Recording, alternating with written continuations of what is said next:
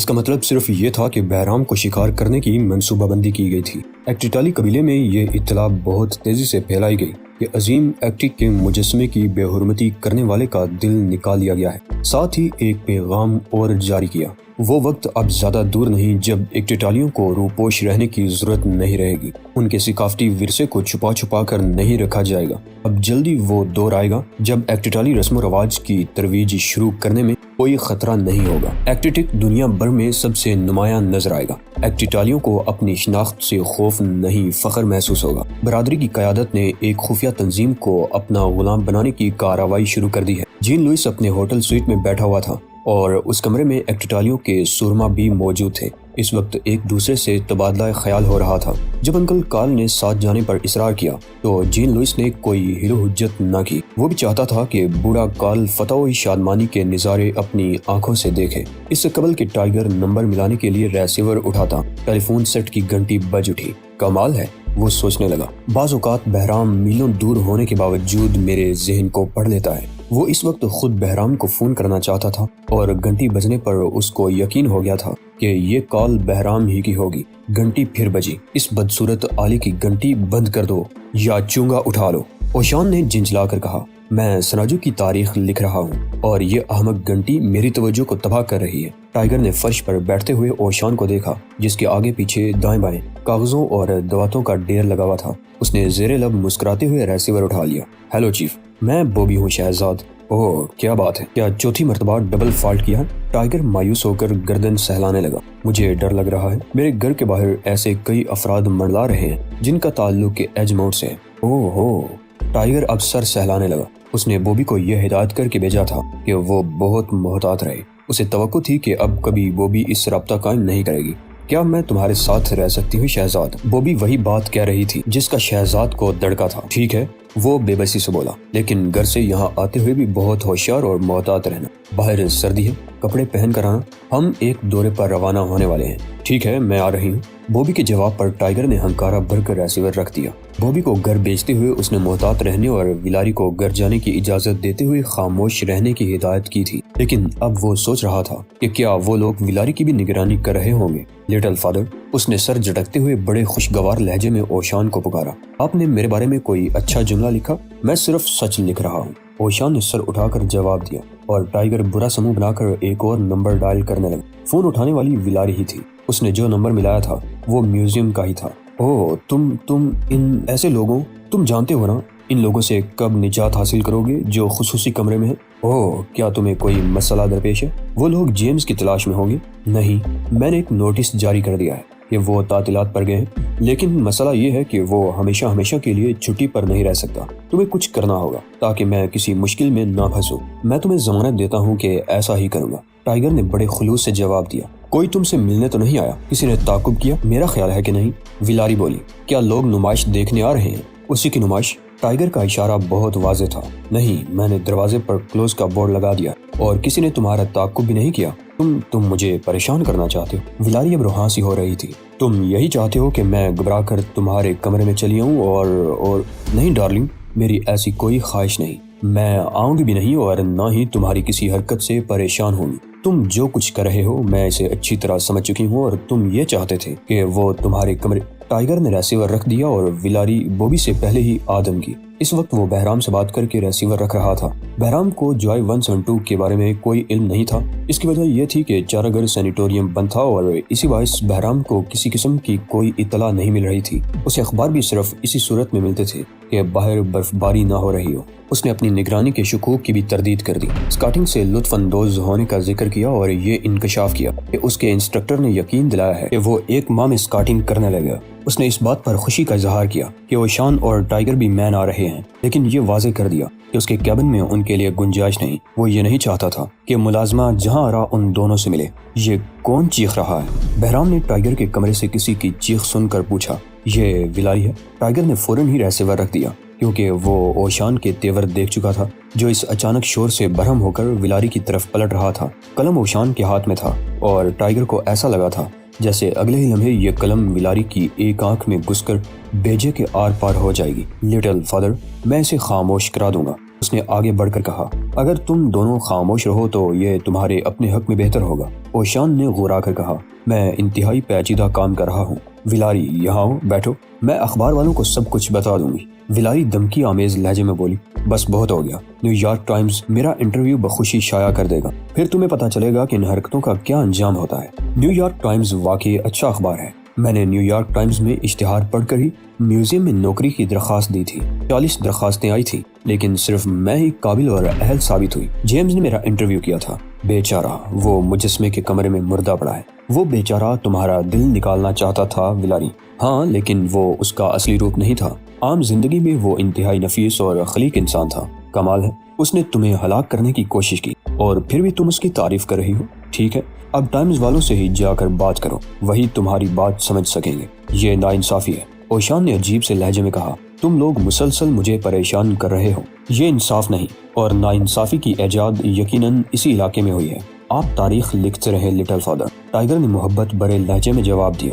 ویسے ہم جو باتیں کر رہے ہیں ان کا تعلق تاریخ سے نہیں، لہٰذا آپ کو ڈسٹرب بھی نہیں ہونا چاہیے۔ اس لمحے سویٹ کا دروازہ کھلا اور بوب بھی اندر آ گئی۔ سرد موسم سے نمٹنے کے لیے اس نے ٹائیگر کے مشورے پر عمل کیا تھا۔ اس نے ٹینس کاسٹیوم پر اوور کوٹ پہن رکھا تھا۔ اوشان نے قلم دوات میں ڈال دیا۔ یہی تاریخ کا سب سے بڑا المیہ ہے۔ کسی ماسٹر کو تاریخ قلم بند کرنے کے لیے کبھی سازگار ماحول فراہم نہیں کیا گیا۔ کیا تمہارا تعاقب کیا گیا تھا بوبی؟ ٹائیگر نے لڑکی سے پوچھا۔ نہیں، بوبی نے سر جھٹک کر جواب دیا۔ ویلاری کو دیکھا تو وہ مسکرانے لگی۔ ہیلو ویلاری، کیسی ہو؟ تمہیں اوور کوٹ میں دیکھ کر خوشی ہو رہی ہے، خدا کا شکر ہے کہ تمہیں لباس پہننے کا خیال تو آیا۔ اوشان نے شمع بجھائی، اس کی ویسے بھی ضرورت نہ تھی۔ پھر شیر کی کھال کا وہ ٹکڑا لپیٹا جس پر بیٹھ کر وہ لکھنے کی کوشش کرتا رہا تھا، اور قلم دواتیں کاغذ سب سامان کمرے کی الماری میں رکھ دیا۔ شکریہ لٹل فادر، اب تاریخ قلم بند کرنے کا یہ عظیم کام بعد میں یقیناً مکمل کر لیں گے۔ اب ہم چلیں گے، وہاں کا ماحول یقیناً بہت سازگار اور پرسکون ہوگا۔ کہاں؟ ہم مین چل رہے ہیں۔ بالغ لخ، اوشان نے نہ جانے کیا کہا۔ گڈ، بوبی بھی اچھل پڑی۔ چلنا تو مجھے بھی پڑے گا، لیکن میری نوکری کا کیا ہوگا؟ ویلاری چلائی۔ میرے خدا، کیا روبی کافی نہیں تھی؟ ٹائیگر نے دونوں ہاتھ کانوں پر رکھ لیے۔ وہ یورپ سے آئے تھے، آنے والوں میں جنوبی امریکہ اور ایشیا کے لوگ بھی شامل تھے۔ در حقیقت وہاں دنیا کے کونے کونے سے لوگ آئے تھے، ان میں سے ہر ایک ایکٹیٹالی سورما تھا۔ جین لوئس کے منظر پر آنے سے قبل ان کی قوت ضائع ہوتی رہی تھی، لیکن اب وہ پر اعتماد تھے کہ ایک واضح حکمت عملی ان کے سامنے ہے۔ زرد قبائیں اور لنگوٹ پہنے ہوئے 12 افراد گھٹنوں برف پر برہنہ پا کھڑے ہوئے تھے۔ انہیں یقیناً ٹھنڈ لگ رہی تھی، لیکن ان سب کی نظریں ایک چھوٹی سی پہاڑی پر درختوں کے جھنڈ میں نظر آنے والے چھوٹے سے کیبن پر مرتکز تھی۔ پہاڑوں کی سرد ہوائیں انہیں کوڑے مار رہی تھی، اور اس تند و تیز ہوا کے باعث ان کی قباؤں کے پر ہل رہے تھے، لیکن اس شدید موسم کے باوجود ڈٹے ہوئے تھے۔ نہ تو ان کے جسموں میں کپکپاہٹ پیدا ہوئی تھی اور نہ ہی دل میں خوف۔ انہیں اس قدیم فلسفے پر یقین تھا کہ کوئی بچہ اس وقت تک سورما نہیں بن سکتا جب تک وہ سانپ جنگل اور موسم پر فتح حاصل نہ کرے۔ 20 نسلوں کے فنا ہو جانے کے بعد 21ویں نسل بھی سانپ جنگل اور موسم پر فتح حاصل کر کے یہاں آئی تھی۔ جین لوئس انہیں ہدایت دے رہا تھا۔ اس نے باری چرمی بوٹ پہن رکھے تھے اور فرقے پرکا میں ملبوس تھا۔ عورت کو قربان کیا جائے گا اور مرد کو قربان کرنے سے قبل میرے سامنے پیش کیا جائے گا تاکہ میں اس سے چند باتیں کر سکوں۔ کیا وہ 2 مشرقی اور نوجوان بھی یہاں آ سکتے ہیں Jean Louis the great? Uncle Carl نے پوچھا۔ جین لوئس ڈی جون مسکرانے لگا۔ اگر وہ یہاں آئے تو اپنے ہی کسی ساتھی کے ہاتھوں مارے جائیں گے انکل کارل۔ اس کی مسکراہٹ پر اصرار اور انتہائی پر اعتماد تھی۔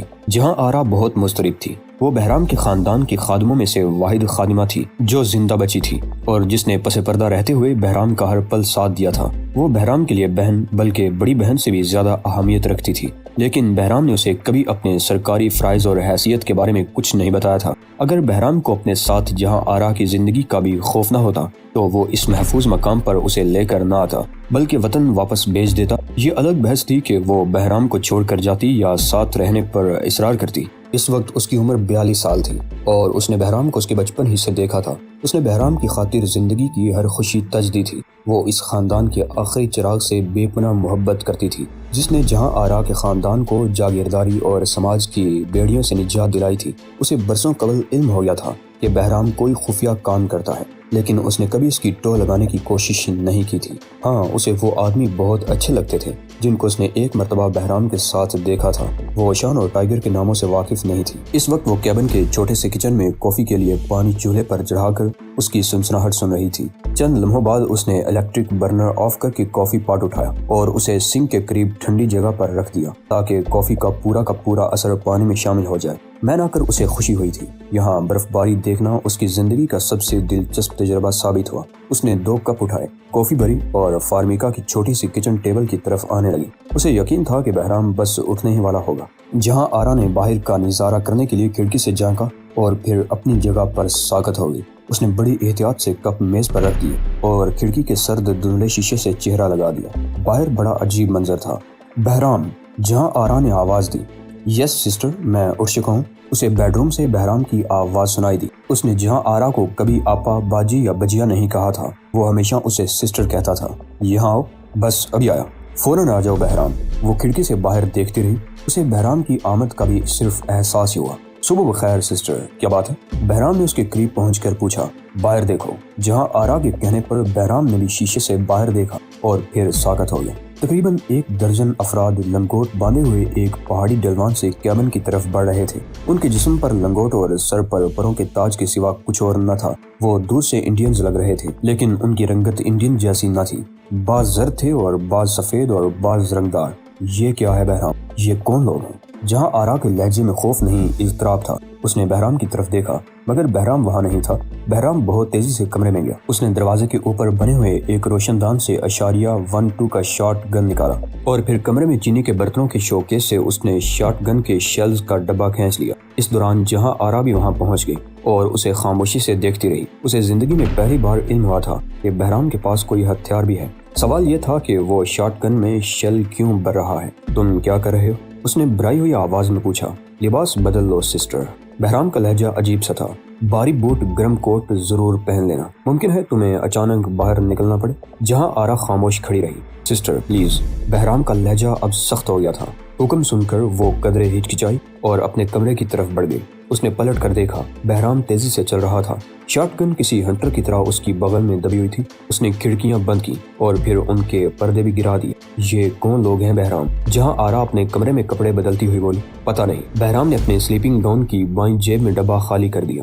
دائیں جیب میں 9mm کا آٹومیٹک رکھا جو بستر کے نیچے سے نکالا تھا۔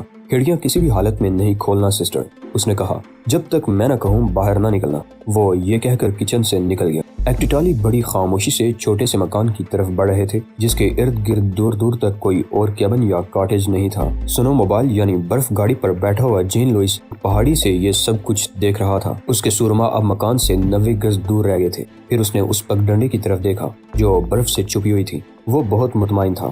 سورما مکان کے اور قریب پہنچ رہے تھے اور پھر اچانک ہی جین لوئس کو مکان کی طرف جانے والے راستے پر برف اڑتی ہوئی نظر آئی۔ کوئی کار آ رہی تھی۔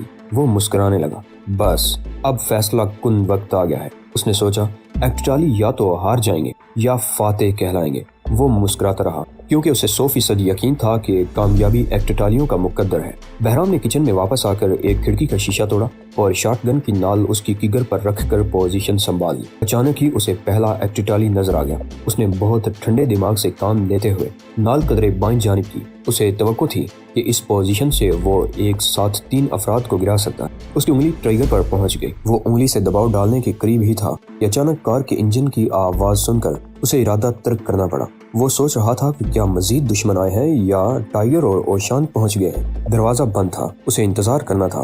ایکٹیٹالی اب محض 25 گز دور رہ گئے تھے۔ وہ برف میں چلتے ہوئے بار بار ڈگمگا رہے تھے لیکن ان کی پیش قدمی جاری تھی۔ 25 گز کے فاصلے پر آ جائیں پھر فائر کروں گا، بہرام نے فیصلہ کر لیا۔ لیکن اس سے قبل کہ وہ اس فیصلے پر عمل کرتا، اسے اپنی کھڑکی کے باہر دائیں طرف رنگ اڑتا ہوا نظر آیا۔ پھر ٹائیگر بھی نظر آ گیا۔ اس نے نیلی ٹی شرٹ اور کالی پتلون پہن رکھی تھی جبکہ اوشان سنہرے لبادے میں تھا۔ وہ دونوں حملہ آوروں کی سمت میں ہی لپک رہے تھے اور حملہ آوروں کے ہاتھوں میں نیزے تھے۔ انڈینز کی اگلی قطار اپنی جگہ پر ٹھٹک کر رک گئی۔ ان لوگوں نے اپنے نیزے اور تیر ان کی طرف پھینک دیے۔ وہ یقیناً تربیت یافتہ اور ماہر تھے کیونکہ نیزے اور تیر گولی کی طرح تیرتے ہوئے اوشان اور ٹائیگر کی طرف جا رہے تھے۔ اس کے بعد کا منظر اگر بہرام اپنی آنکھوں سے نہ دیکھ لیتا تو شاید وہ کسی کے بیان پر یقین بھی نہ کرتا۔ تیر ٹائیگر کی طرف بڑھ رہے تھے۔ اوشان بھی ان کی زد میں تھا۔ محض سیکنڈ کے 1000ویں حصے کی بات تھی۔ ٹائیگر نے اپنا ہاتھ چہرے کے سامنے کیا۔ تیر کا بیچ کا حصہ اس کی ہتھیلی میں اس طرح آ گیا جیسے چپک گیا ہو اور پھر 2 ٹکڑے ہو کر نیچے گر گیا۔ ٹائیگر کے رفتار میں کوئی کمی نہ آئی۔ بہرام کو ایسا لگا جیسے اوشان کے لیے پھینکا جانے والا نیزہ بوڑھے ماسٹر کے پیٹ میں پیوست ہو جائے گا، لیکن پھر لمبے ناخنوں والا ایک آخری لمحے میں آگے آ گیا اور نیزہ اب اوشان کے ہاتھ میں تھا۔ وہ بھی رکے بغیر بڑھتا رہا۔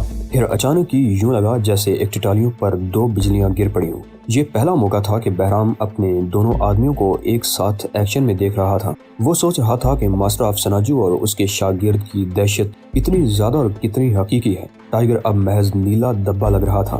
اس کی رفتار بہت تیز تھی۔ وہ پلک جھپکنے میں اس گروپ پر ٹوٹ پڑا جو مکان پر حملہ کرنے سے قبل ان دونوں کو ختم کرنے کے لیے رکا تھا۔ یہ صرف رفتار ہے، ٹائیگر نہیں۔ بہرام بڑبڑانے لگا۔ جسم اڑنے لگے، اس طرح جیسے 2 مختلف مقناطیسی لہریں ٹائیگر کے جسم سے نکل کر دوسروں کے جسموں کو اڑا رہی ہوں۔ وہ غیر مرئی قوت نظر آ رہا تھا۔ ٹائیگر نے گروپ کے کلب پر دعویٰ بولا تھا جبکہ اوشان گروپ کے ارد گرد تباہی مچا رہا تھا۔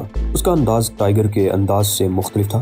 دونوں کے انداز میں رائفل اور پستول کا فرق نظر آ رہا تھا۔ اوشان کی رفتار بظاہر کم لگ رہی تھی، اس کی اعضاء نظر آ رہے تھے اور یہ بھی دکھائی دے رہا تھا کہ وہ ایک جگہ سے دوسری جگہ جا رہا ہے۔ لنگوٹ والوں کے جسموں کے ڈھیر لگنے لگے۔ اسی لمحے بہرام کو باہر دائیں طرف کسی قسم کی حرکت کا احساس ہوا تو اس نے کنکھیوں سے دیکھا۔ پر کوٹ پہنے ہوئے ایک لڑکی کیبن کے بیرونی کارنر پر نمودار ہوئی۔ یہ ویلاری یا بوبی ہی ہو سکتی ہے، وہ سوچنے لگا۔ اس کی نظریں اب لڑکی ہی پر تھی جو ٹائیگر اور اوشان کی طرف دیکھ رہی تھی۔ بوبی کو یہ احساس بھی نہ ہوا کہ کوئی اسے دیکھ رہا ہے، لہٰذا اس نے فرکوٹ کی جیب میں ہاتھ ڈال کر ایک پستول نکال لی۔ بہرام مسکرانے لگا۔ اسے یقین تھا کہ یہ معصوم سی لڑکی ٹائیگر اور اوشان کی حفاظت کے لیے کچھ کرنا چاہتی ہے۔ بوبی نے دائیں ہاتھ میں پستول لے کر اسے سیدھا کیا اور پھر پورا ہاتھ آگے کر دیا۔ بہرام سوچنے لگا کہ لڑکی کو روک دے کیونکہ اس وقت فائرنگ کی ضرورت نہ تھی۔ اس نے میدان جنگ کی طرف دیکھا۔ تمام ایکٹیٹالی گر چکے تھے، اب صرف اوشان اور ٹائیگر کھڑے ہوئے نظر آ رہے تھے۔ ان کی پشت بوبی کی طرف تھی اور ٹائیگر انگلی سے اس شخص کی طرف اشارہ کر رہا تھا جو قدرے بلندی پر ایک سنو موبائل میں بیٹھا ہوا تھا۔ ٹائیگر نے اوشان کو دیکھ کر سر ہلا دیا اور اوشان اس شخص کی سمت میں جانے لگا۔